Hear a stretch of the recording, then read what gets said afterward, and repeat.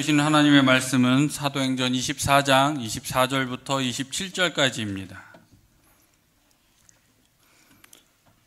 수일 후에 벨릭스가 그 아내 유대 여자 드루실라와 함께 와서 바울을 불러 그리스도 예수 믿는 도를 듣거늘 바울이 의와 절제와 장차오는 심판을 강론하니 벨릭스가 두려워하여 대답하되 시방은 가라 내가 틈이 있으면 너를 부르리라 하고 동시에 또 바울에게서 돈을 받을까 바라는 거로 더 자주 불러 같이 이야기하더라.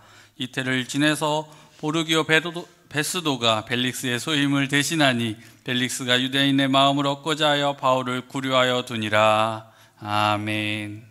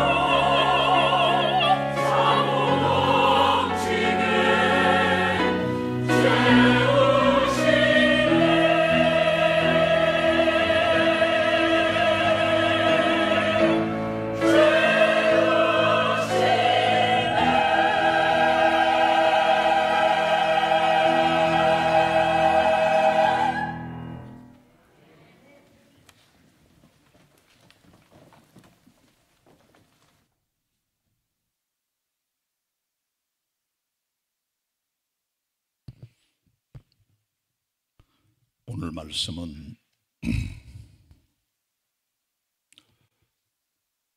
총독 벨릭스와 그의 아내 두루실라가 사도 바울을 만나는 사건으로 구성이 되어 있습니다. 본문의 무대는 가이사랴입니다. 가이사랴는 헤롯이 로마 황제의 마음을 사기 위해서 만든 도시입니다. BC 22년부터 10년 사이에 지어진 이 도시는 원래 작은 마을이었는데 헤롯이 새로운 도시로 개발을 했습니다. 그래서 지금도 가이사랴 지역을 가보면 헤롯 당시에 있었던 원형 경기장, 극장, 광장, 목욕탕, 상하수도 이런 것들 그대로 보존이 되어 있고 로마 여신을 숭배하는 신전도 남아 있습니다. 로마 황제 가이사를 경배하는 기념 신전도 준비가 되어 있고 사람이 많이 살 때는 가이사라 이 도시에 25만 명의 사람이 살았다고도 추정이 됩니다. 이곳은 특별히 헤롯 임금의 궁전으로 활용이 되기도 했는데 헤롯 임금은 날씨에 따라서 궁전을 바꿔 다녔습니다.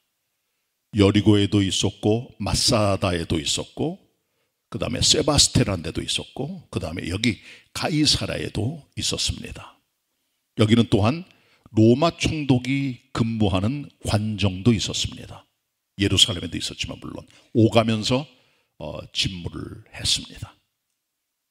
지금도 이 가이사라의 유적들이 그대로 남아있는데 가이사라는 예루살렘으로부터 북서쪽 직선거리로 75km 정도에 떨어져 있는 그런 항구 도시입니다. 우회하여 돌아가려면 아마 100km 이상이 걸리는 그런 거리에 떨어져 있는 곳이 바로 이 가이사라인데요. 이 가이사라는 오늘 본문의 무대가 되는데 대단히 중요한 도시입니다. 왜냐하면 사도 바울이 1차, 2차, 3차 여행을 다 마치고 나서 밀레도에서 장로들과 인사하고 작별한 다음에 가이사라에 들어갔어요.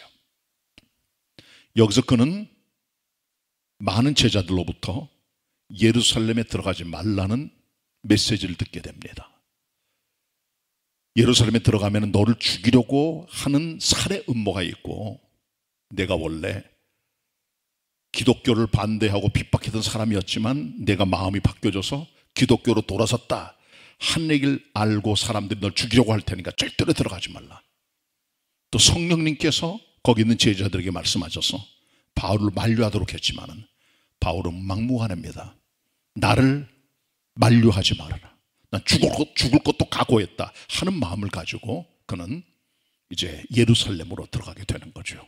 그래서 그는 결국은 가이사라를 떠나서 예루살렘에 들어갑니다. 거기서 그를 잡으려고 했던 많은 사람들이 기다리고 있다가 그를 잡고 때리고 난동을 부립니다. 그는 로마 시민권자였어요. 그래서 결국은 이 사람은 천부장 밑에 이제 군인을 1000명 정도 거느리고 있는 그 고급 지휘관이죠. 천부장에게 보호를 받게 돼요.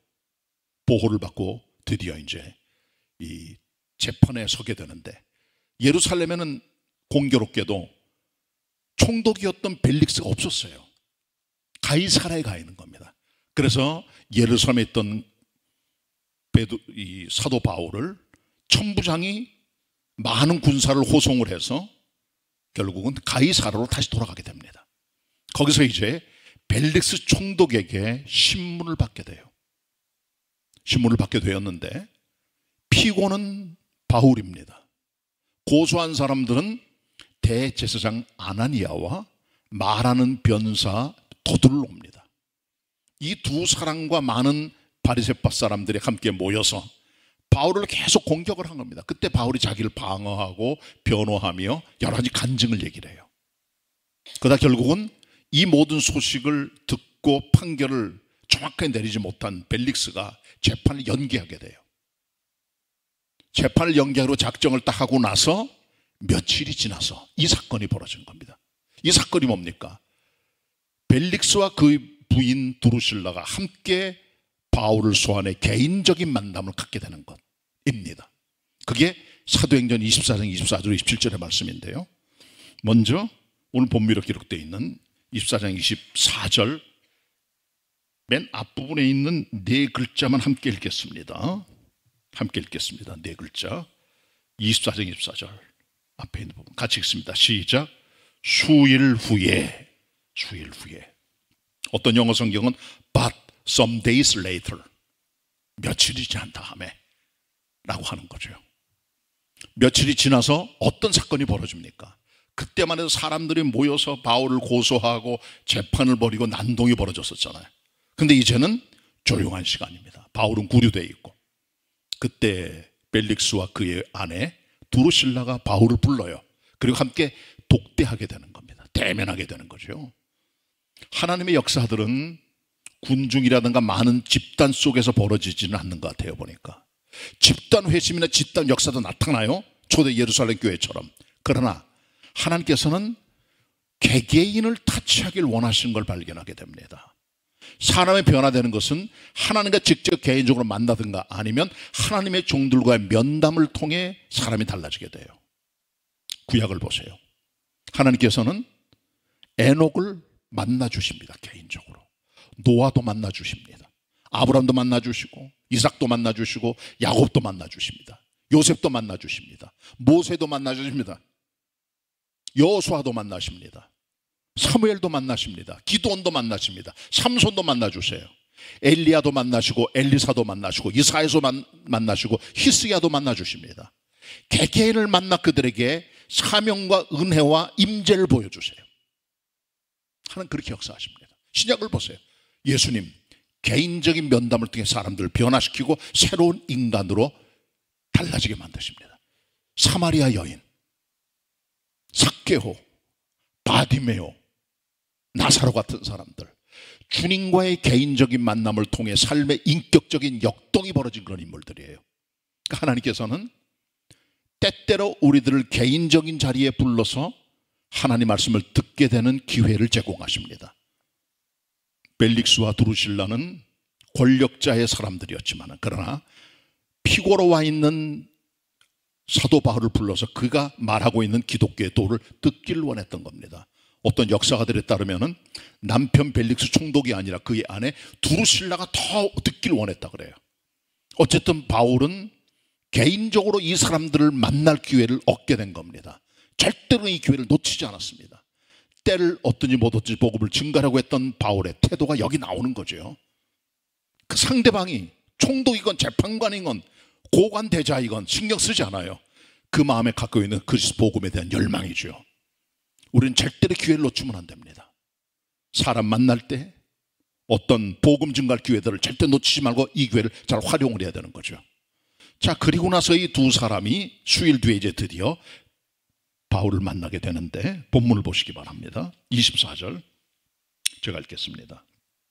수일 후에 벨릭스가 그 아내 유대 여자 두루실라와 함께 와서 바울을 불러 이렇게 말합니다.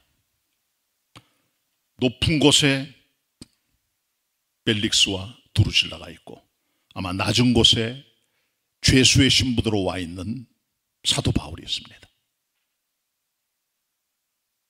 누가 보더라도 상석에 앉아있는 로마 총독과 그의 부인이 그를 심판하는 자주요. 생명을 좌지우지하고. 바울은 피고인입니다. 근데 실제로 이 본문을 가만히 들여다보시면 오히려 말씀을 증거하는 하나님의 권위의 사람 사도 바울이 이들을 심판하고 있는 거예요. 오히려 벨릭스와 두루실라는 피고인이 되어 있는 겁니다. 죄인들이에요. 이 본문을 뒤집어 봐야 되는 거죠. 서 있는 자리는 달랐지만 그러나 하나님의 권위가 있는 그 자리, 바울이 있는 자리가 바로 하나님의 심판의 자리였음을 우린 발견하게 됩니다. 그래서 많은 신학자들 이 본문을 주의하면서 이 자리는 벨릭스가 심판하고 신문하는 자리가 아니라 사도 바울이 말씀을 증거하는 심판의 자리였다라고 하는 겁니다. 자, 우리는 이 본문에 나타난 두 캐릭터를 봅니다. 벨릭스와 두루실라. 어떤 인물입니까? 자, 먼저 벨릭스 봅시다. 벨릭스는 행복하다라고 하는 이름의 뜻을 가지고 있는 그 로마 총독입니다. AD 53년에 로마 총독을 부임을 해요. 이 사람이 총독이 되기 전에 신분이 어떤 존재였나? 그래서 원래 노예입니다. 글라우디오 황제의 아버지 때 벨릭스와 그의 형이었던 말라스라는 사람이 둘이 노예로 들어가게 됩니다. 전쟁 노예인지 잘은 모르겠어요. 들어가서 주인인 글라디오의 아버지를 섬기게 돼요. 그다음 아버지가 죽고 글라우디오가 나중에 황제가 돼요. 황제가 되고 나서 이 두 형제, 벨릭스와 말라스 두 형제를 보니까 너무 똑똑하고 유능하기 때문에 두 사람을 노예로부터 면천시켜 줍니다. 노예 해방이 된 거예요. 그의 형인 말라스는 글라우디오 황제 때 진급이 돼서 관직을 얻게 되고, 이 사람은 국고를 맡은 굉장히 중요한 자리를 잡고 있는 국가의 큰 직책을 맡게 되죠. 그의 동생이 바로 벨릭스입니다. 벨릭스라는 사람은 출신의 노예예요. 그런데 이 사람이 점점 관직에 올라가면서 로마 총독까지 가게 되는 거죠. 보통 흙수저가 자수성가해서 성공하는 경우에 두 종류의 캐릭터들이 나타나요. 첫 번째 종류는 흙수저로 인생을 살면서 바닥을 막 기다가 괴팍한 인간이 되고요.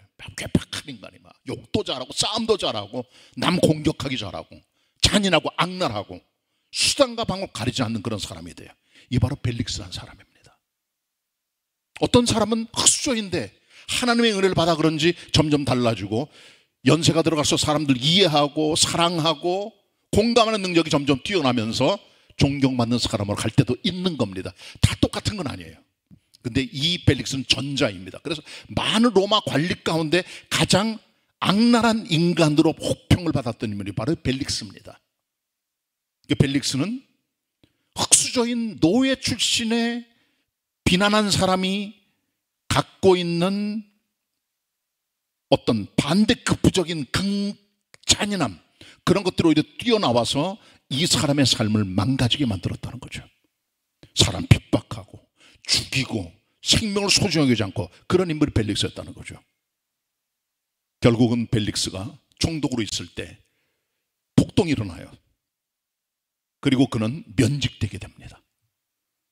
벨릭스가 하도 학정을 하니까 시칼이라고 하는 유대인의 테러 집단이 나와가지고 당시 총독이었던 벨릭스 살해 음모를 꾸미게 되죠. 결국 그런 사건 와중에서 많은 일이 벌어지게 되고, 이 폭동과 이 같은 난리를 진압하지 못한 벨릭스는 결국은 본국에서 송환이 돼서 죽게 됩니다. 결국. 그러나 그의 형이었던 말라스가 왕한테 얘기를 잘해서 살아남아서 그 뒤에 기록은 없게 됩니다. 이게 벨릭스입니다. 근데 벨릭스는 그런데 아내가 이미 둘이 있었어요. 다 왕족들입니다. 부인들이.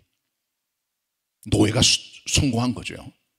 부인이 둘 다 왕족 출신이에요. 그런데 벨릭스가 이렇게 보니까 헤롯 임금의 집안에 두루실라고 하는 여자를 본 거예요. 이미 남편이 있는 여자예요. 눈독을 띈다고 해. 절세미녀였어요. 두루실라는 대헤롯, 예수님을 죽이려고 했던 대헤롯의 증손녀입니다. 대헤롯은 아까 말한 대로 가이사라를 지은 사람입니다.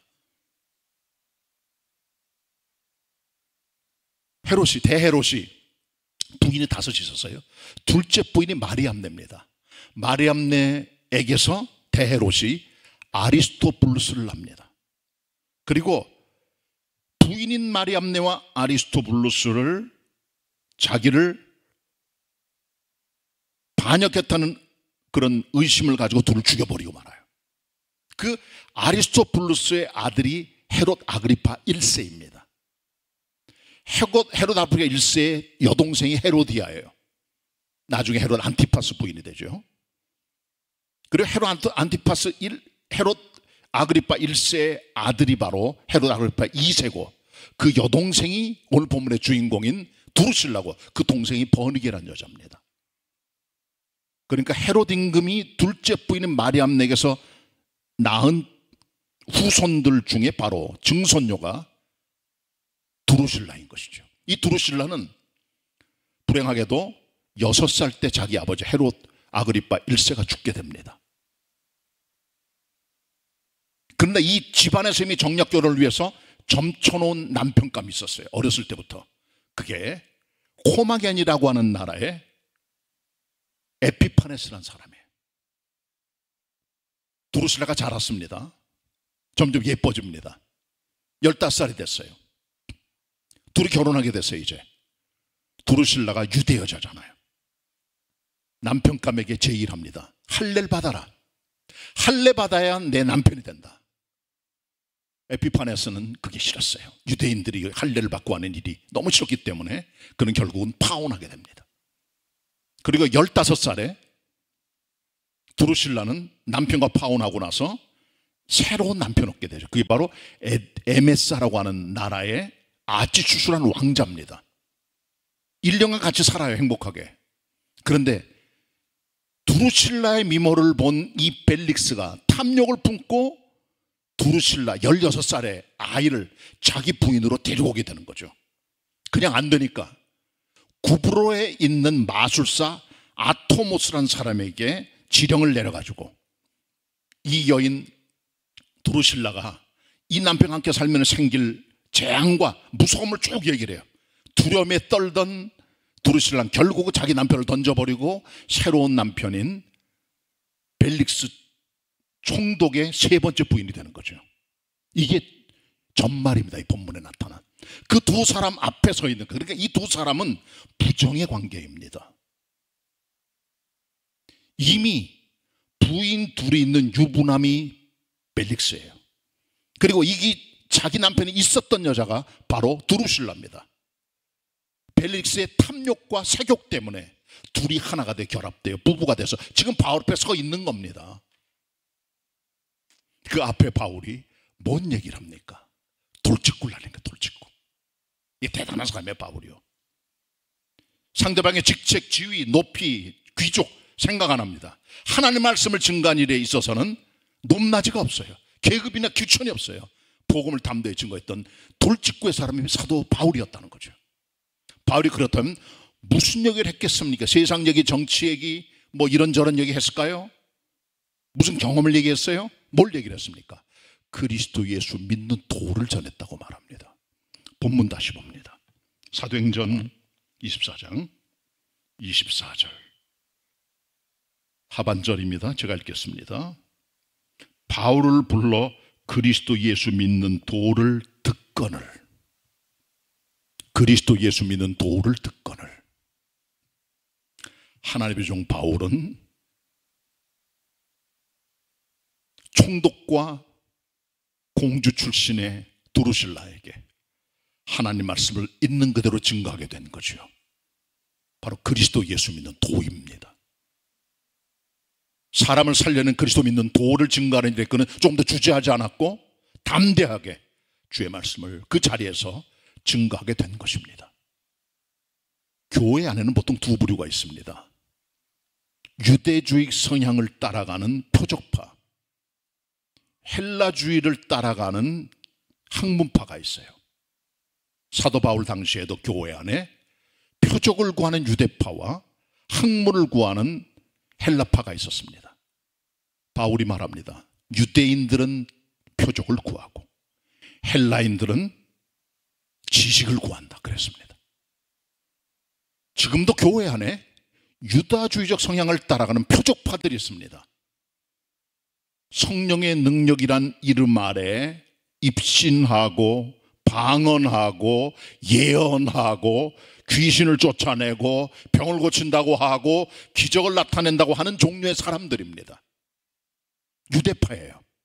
반면에 유대파와 정반대로 철학과 신학을 연구하면서 교양이 있는 채 하는 기독교 신앙을 닦아가는, 지식으로 신앙으로 나아가는 이성적인 존재들이 있다는 거죠. 바울은 이 둘이 잘못됐다고 말합니다. 그래서 그는 고린도전서 1장과 2장에서 분명히 말합니다. 유대인들은 표적을 구하고 헬라인들은 지혜를 구하나 나는 십자가에 못 박힌 그리스도를 증거하노라. 문별, 학식, 어떤 배경에도 불구하고 하나님 말씀에 증거되는 역사는 그리스도의 십자가를 바로 증거하면서 바로 그리스도 예수의 말씀과 능력이 십자가의 능력으로 사람들에게 부딪혀 믿음을 갖게 하는 이 믿음의 도를 그는 평생 갖고 살았고, 그 시작이 그가 회심할 때부터 시작돼서 계속 발전돼서 그의 복음의 큰 역사의 집대성을 해놓은 것이 바울의 서신들입니다. 그 중에 한 부분이 이 부분이에요. 그리스도 예수 믿는 도를 증거하는 바울의 마음, 이게 캐리끄마라고 합니다. 기독교 엑기스입니다. 생명의 복음입니다. 이걸 증거하는 것이 교회예요. 교회 존재 가치는 그리스도 예수 믿는 도를 증거하는 바로 여기 달린 것이죠. 교회가 바른 복음을 증거하지 않고 다른 복음, 이상한 영, 이상한 예수를 증거할 때 교회는 교회답지 못하게 되고 교회다운 맛을 잃어버리게 되고 이상한 교회로 변질되고 말고 때때로는 교회가 회색화되고 나중에 이단까지 빠지게 된 것을 우린 발견하게 됩니다. 교회는 그리스도 예수를 믿는 도를 증거하는 곳입니다. 그걸 믿고 사람이 회심하는 곳이에요. 하나님 만나는 자리가 교회입니다. 그걸 믿고 살아가야 돼요. 자, 그런데 사도 바울이 증거했던 그리스도 예수 믿는 도는 오늘 본문에 보면 세 가지의 내용이에요. 25절 보시기 바랍니다. 상반절까지 함께 읽겠습니다. 25절 상반절 시작. 바울이 의와 절제와 장차 오는 심판을 강론하니, 거기까지. 오늘 여기까지만 설교합니다. 나머지 부분은 다음 기회에 하도록 하겠는데요. 세 가지입니다. 그리스도의 예수 그리스도를 믿는 도에 대한 세 가지 콘텐츠 내용이에요. 내용이 대체 뭘까요? 이 세 가지 내용이 바울의 마음에 꽉 차 있었습니다. 흘러나오는 거예요. 물 흐르듯이. 첫째는 의입니다. 라이초스네스. 헬라말로 디카오시네이. 이게 무엇입니까? 의란 하나님이 요구하시는 인간을 향한 합격 점수예요. 조건이에요. 구원받는 조건, 천국 들어가는 조건, 하나님 마음에 합한, 하나님 마음에 드는 100점짜리 합격점이 의예요. 하나님께 합격하려면 그동안 제가 설교했던 10계명들이 있잖아요. 내 앞에 다른 신 얘기 두지 말라부터 탐내지 말라까지를 완벽하게 흠없이 점없이 지키셔야 돼요. 조금 더 못 지키면 안 됩니다. 100점짜리가 의로운 거예요. 99.9, 99.8, 99, 97, 95, 90, 80, 70, 30 어림도 없습니다. 영적, 도덕적, 윤리적 기준 가치가 100점짜리가 돼야 돼. 하나님 이걸 원하세요. 그런 삶에 주님 나라에 들어가는 겁니다. 그게 의인이요 성인이요 하나님 원하는 사람이에요. 그 누가 들어갑니까? 미션 임파서블이에요. 아무도 못 들어갑니다. 아담의 후손인 모든 인간들 안에 들어있는 유죄성은 우리 인간들을 하나님에 의해 도달하지 못하게 만드는 거죠. 로마서 3장 4절 모든 사람은 다 거짓되다. 예외 없다는 거예요.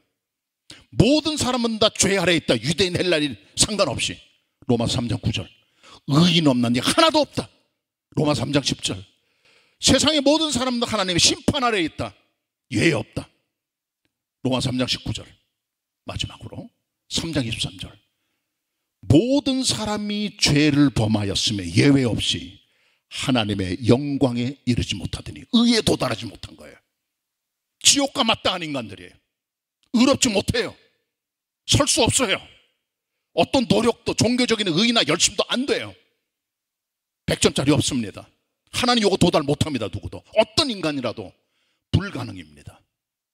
근데 하나님께서는 인간의 육신의 힘으로 율법에 의해 도달하는 인간의 노력이 쓸데없는 것임을 아시고 그 외에 율법 외에 다른 하나님의 의를 준비하신 거죠.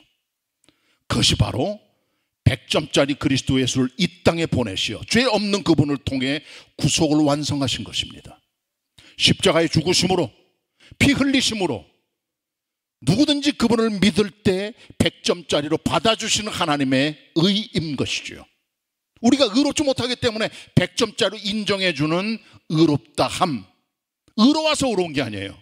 의롭다고 받아주시는 거예요. 100점짜리로. 우리는 이것을 신학적으로 이신칭이라고 말합니다. Justification by faith. 그래서 의롭지 못한 인간들이 하나님의 일을 구하지 못하지만 100점짜리 하나님의 의가 되신 예수 그리스도께서 의롭기 때문에 그분을 믿는 자도 의롭다고 받아주시는 것, 이 기독교 신앙의 클라이막스입니다. 엑기스입니다. 중심입니다. 이 의를 바울이 벨릭스와 드루실라에게 외친 것입니다. 뭐가 의냐? 뭐가 구원이냐? 정확히 얘기를 한 거예요. 에베소 2장 8절 9절에 말씀하고 있습니다. 너희가 그 은혜를 인하여 믿음으로 말미암아 구원을 얻었나니 너희에게서 나는 것이 아니요 하나님의 선물이라. 행위에서 난 것이 아니니 이는 너희로 자랑치 못하게 하람이라. 인간들은 자기 의와 자기 열심과 자기 종교적인 걸 가지고 자꾸 포인트 쌓고 자기의 금자탑을 쌓습니다. 그래 하나님께 나가려고 합니다. 자기를 자랑하는 거죠. 하는 거 싫어하세요. 우리가 쌓았던 모든 것들을 다 제로로 하고 하나님의 의와 하나님의 성취만이 이루어지도록 하기 위해서 하나님께서는 선물을 주세요. 선물. 그분이 예수 그리스도예요. 준비된 선물, 의로운 선물, 은혜의 선물, 고쳐주시는 선물, 값없는 선물, 믿을 때 받아들일 때 은혜가 되는 것, 생명이 되는 것, 구원받게 되는 것, 의롭다고 받아주는 것, 이것이 의입니다. 이것이 디카이오슈인의 라이초스니 있습니다. 기독교가 말하는. 그래서 우리는 그리스도를 믿기 전에는 어떤 하나님의 의도 발견할 수 없는 거죠. 거기만이 길이 있다는 겁니다. 바울의 두 번째 그리스도 믿는 도에 대한 콘텐츠가 있어요. 벨릭스와 드루실라 앞에서 말한 뭡니까? 절제입니다. 셀프 컨트롤하는 거예요. 이 시대는 무절제 시대입니다. 성경 시대도 그랬어요. 이 본문을 보면서 여러분 오버랩 되는 게 있지 않습니까? 누구 얘기입니까? 헤롯 안티파스.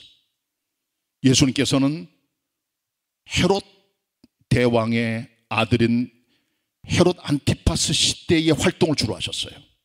공생애 때 있던 헤롯 안티파스입니다. 이 사람이 자기의 이복 동생인 빌립이 데리고 있던 헤로디에라는 여자를 자기 부인으로 데리고 와요. 남의 여자입니다. 욕정이 생깁니다. 여자를 데려가 자기 부인 삼습니다. 힘으로 그렇게 해버린 거죠. 그때 세례 요한이 돌직구를 날리는 종이에요. 뭐라고 말합니까? 자기 제수씨를 취한 것이 옳지 않다. 누구도 말하지 않는데 혼자 외친 거예요. 광야에서 외치는 소리로 주의 말씀을 증거한 겁니다. 기분이 상한 헤롯은 그를 옥에 가둡니다. 그러나 죽일 수 없어요. 왜? 유대인들이 그를 선전을 했기 때문에. 나중에 물론 세례 요한이 목이 잘려 순교당하게 되죠. 세례 요한은 돌직구를 날린 사람이에요. 구약의 여러분 엘리야를 보세요.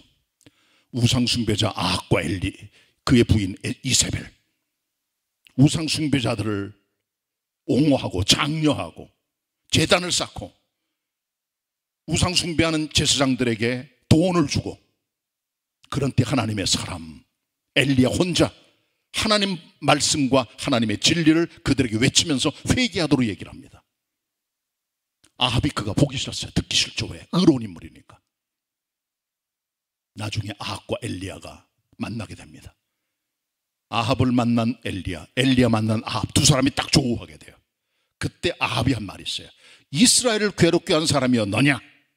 그때 엘리야가 말합니다. 이스라엘 괴롭게 한 건 내가 아니라 바로 당신 아니냐, 죄 때문에. 이 나라를 망친 사람이 당신 아니냐 말이죠. 그러나 아합의 양심과 믿음을 건드린 종은 바로 엘리야였다는 거죠. 돌직구를 하는 거예요. 그의 우상숭배에 대해서. 그 인물이 바로 엘리야고, 그 인물이 바로 세례 요한이고, 그 인물이 바로 오늘 본문에 나타난 사도 바울인 것이죠. 돌직구를 날립니다. 부조한 강에 있는 두 사람에게 돌직구를 날리는 하나님의 사람 사도 바울의 모습 얼마나 당당합니까? 그것도 셀프 컨트롤에 대해서. 무절제 시대입니다. 성교 시대 마찬가지입니다. 지금도 마찬가지입니다. 언어의 무절제. 얼마나 사람들이 하는 말이 강팍하고, 얼마나 무섭고, 얼마나 공격적이고, 얼마나 비난하며, 얼마나 사람을 깎아내리고 사람을 죽게 만드는 무서운 언어를 가진 사람들이 이 시대 사람들이에요. 무섭습니다. 젊은 사람들 30, 40대 다 똑같아요. 다 똑같아요. 정치인들 하는 말들, 그 표현들, 현수막들, 그 언어들 무섭습니다. 정말 그만큼 강팍한 게 사람들의 마음이. 복음을 떠나가고 있는 거예요. 분노의 무절제. 운전도 막 쫓아같이 막 달려가서 자 스트레스를 풀고 말이죠. 남이 어떻게 상관 안 해요. 막 그냥 아무데나 침 팍팍 뺏고 막 분노하고 소리 지르고 말이죠. 때리고 죽이고 찌르고 말이죠. 부추기고. 그게 이 시대에서 성적 문란함. 동물조화되는 인간들. 남자로도 부끄러운 행하는 호모들. 동성연애자들. 다양한 종류의 색욕을 취하는 인간들의 모습들. 얼마나 무서워요. 성경에서 다 있었던 그런 것들이 무절제입니다. 제가 안 죽을 때 미국의 뉴욕의 존 F 케네디 공항에 도착을 했습니다. 집사람과 함께 공항에서 딸하고 사이가 오기를 기다리고 있는데 우리 집사람이 그래요. 이거 대마초 냄새인데? 그러더라고요. 난 잘 모르잖아요. 대마초가 뭔지. 우리 집사람은 저보다 미국을 여러 번 다녀왔기 때문에 대마초 뭔지 안다 그러더라고. 그래, 맡아보니까 좀 이상해. 꿀렁꿀렁한 이상한 냄새가 나요. 미국은 대마초가 합법입니다. 우리나라는 불법이지만은 그 냄새가 희한합니다. 그게 사람에게 그렇게 환상적인 어떤 기분을 기분 좋게 만드는 거죠. 대마초가. 마약에 대해서 마약의 무절제. 미국 마약의 무절제 시대입니다. 담배의 무절제, 술의 무절제, 도박의 무절제, 영상의 무절제, 게임의 무절제, 컴퓨터의 무절제. 무절제. 절제 없는 시대입니다. 쾌락의 무절제, 방탕의 시대예요. 오늘 이 시대입니다. 말세에 고통하는 때의 모습 중에 하나를 사도 바울이 디모데에게 쓴 편지 디모데후서 3장 3절에서 절제하지 못하며 말했습니다. 무절제한 두 사람 앞에 말씀을 전하는 바울의 절제해야 된 메시지는 이 시대를 향한 하나님의 음성이에요. 이것은 단순히 벨릭스와 두루실라에게 향한 말씀만이 아닙니다. 우리에게 들려 주님의 음성이에요. 절제하라는 거죠. 경고등이에요. 하나님의. 절제하는 길은 딱 하나밖에 없습니다. 예수님 모시고 유괴를 던져버리고 성령님 들어오셔서 성령의 9가지 열매 될 때 마지막 열매인 절제 열매를 맺게 되는 겁니다. 자, 그럼 마지막으로요, 장차 오는 심판에 대한 메시지를 바울이 증거합니다. 벨릭스와 두루실라 앞에서. 장차 오는 심판이 대체 뭘까요? 우리가 지은 죄에 대한 대가로 심판이 있는 겁니다. 사람이 죄를 짓고 인생을 살지만 그 후에 심판이 있는 거예요. 죽은 뒤에 심판이 있다는 거죠. 우리 늘 기억하고 살아가야 돼요. 심판이 기다리고 있다는 겁니다. 우린 이 땅에 살면서도 하나님의 심판을 받아요. 다양한 방법으로. 고난을 주시거나 아픔을 주시거나 뭘 뺏어가시거나 죄에 대한 대가로 벌어진 하나님의 징계들이 있어요. 어떤 때는 우리의 목숨을 가져갈 때도 있어요. 너무 악한 짓을 할 때. 그런 경우도 때때로 있습니다. 많지는 않지만 그런 인물도 성경에 많이 기록이 됩니다. 그러나 그런 거 말고 진짜 마지막 심판이 있어요. 최후의 심판. 요한계시록 20장 15절, 21장 8절, 21장 27절에 보시면은 어린 양 예수 그리스도의 생명책에 기록되지 못한 자들은 불과 유황으로 들어간다는 말씀이에요. 하나님의 진노의 메시지입니다. 이 말씀을 들었더라면 두루실라가 새 사람이 됐을 것을. 불행하게도 두루실라는 그의 아들 아그리빠와 함께 AD 79년 이태리 폼페이의 화산인 베수비우스 화산이 폭발할 때 함께 죽어서 묻혔다는 기록이 있습니다. 이 두 사람의 종말이에요. 우리 하나님의 심판 피해야 됩니다. 그리스도를 피난처로 삼고 숨어야 돼요. 어린 양의 피에 들어가야 돼요. 그때 구원을 받게 되는 거예요. 장차 심판을 피해야 됩니다. 틀림없습니다. 이것은 일본의 히로시마에 1945년 8월 6일 원자폭탄이 떨어졌고요. 3일 뒤인 8월 9일 나가사키에 또 한 방이 터졌습니다.